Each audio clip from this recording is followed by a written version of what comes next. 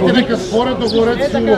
Ќе не повика нас тројцата, ќе ни кажат кои се услови, што треба и према тие услови треба, али значи Ваква слика денес го пречека кочанскиот градоначелник кога дојде на работа. Нервозни и исплашени сопственици на тезги протестираа пред општината барајќи итно отворање на градскиот пазар, зашто ножот на сиромаштијата веќе им дошол до коска.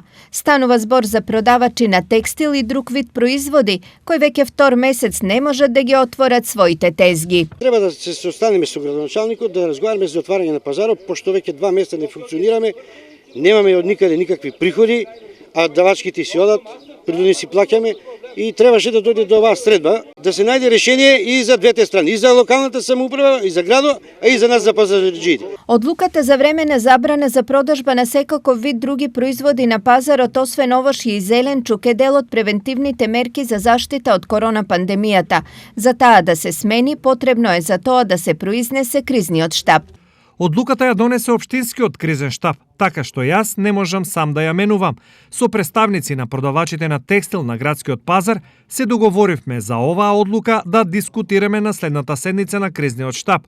Таа е закажана за почетокот на идната седница и на неа ќе можат да присуствуваат и нивни представници. Истакна градоначалникот Николчо Илиев по средбата со продавачите.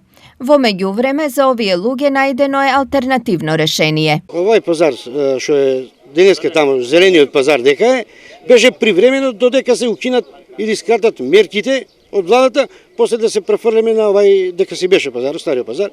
И затоа таму е предложил. Инаку екзистенцијата со продавање на текстил и друг вид производи на тезгите во Кочани ја вадат околу 70 на семејства.